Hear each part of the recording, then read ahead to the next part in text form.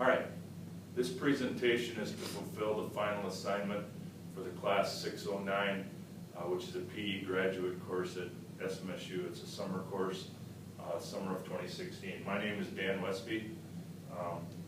First question is, what did we learn about leadership, or what did I learn about leadership throughout this course?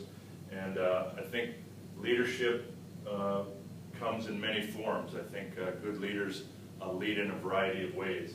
I think leadership always needs to be positive. We need to try and remain positive as leaders. I think the first and foremost leadership is based on honesty. We need to be honest with the people that we're leading.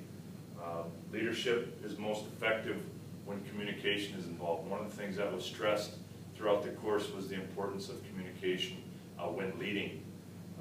Leadership involves goal setting. I think goal setting is important. I think it provides players with added focus, and again, I think that's something that we need to do as leaders. Leadership involves being sensitive toward all members. I think as leaders we need to be mindful of everything that's going on around us.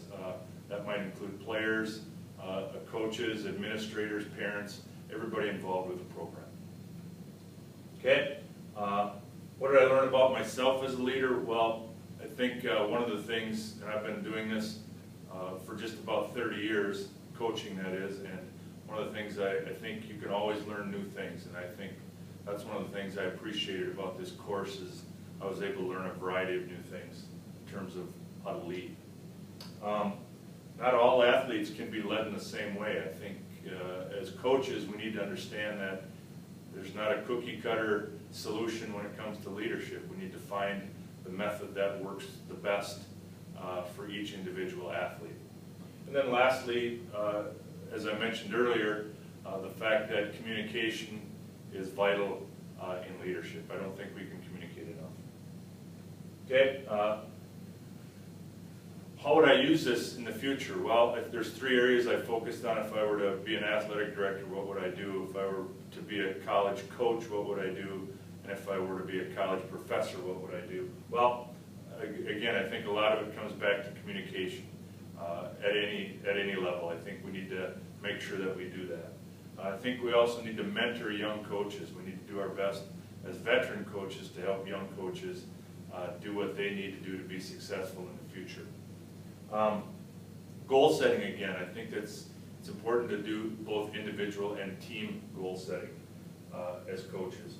And as a college professor, again, I think mentoring young people that want to get into the coaching or teaching profession. Foundation, purpose goals, well, I think the foundation of a program needs to be based on hard work. I think first and foremost we need to work hard. I think also the program needs to provide the best experience possible for those involved. I think as a coach, you need to make sure that you're providing the best experience possible for the players involved. Main goal is to provide a program that others aspire to be a part of. If a young player walks by the gym, you'd hope that they would say, I want to be part of that someday. Communication will be free-flowing. I think players need to be comfortable visiting with coaches, and in turn coaches need to be comfortable talking to players. Providing opportunities. Well, we have some things here in Marshall that fortunately we're able to provide. We have what is called a Summer Leadership Academy that's provided by our athletic director, and we need to do that. Pre-game goals, setting goals prior to a game. What do we want to do tonight? Do we want to shoot more free throws than do we want to make more free throws than our opponent's attempt? That would be an example. Team goals, those would be seasonal. Individual goals, what individual goals does each player have for themselves? And then we do what was called a playoff evaluation. Just before playoff season, our players fill out what do they want to do for the playoffs. Implementing peak performance skills and coping strategies. Review the list for mental toughness. What do players have to do to be mentally tough? Being mentally tough doesn't mean that you're not nice. Try to help players develop an understanding for responsibility. Being places on time, doing what's best for your teammates, that sort of thing. Encourage the use of self-talk. Players need to encourage themselves to do things in a positive manner. Encourage positive thinking. encourage players to look at things positive. It's always easy to focus on the negative. We want to ensure that our players do things positively. And then teach visualization and how to use it. I think visualization can be an important component for players. You know, using visualization the day before a game, the day of the game, and another example during a game might be just prior to shooting a free throw, making sure that, hey, I do the right things to make that free throw. Okay, so that concludes the presentation. Thank you.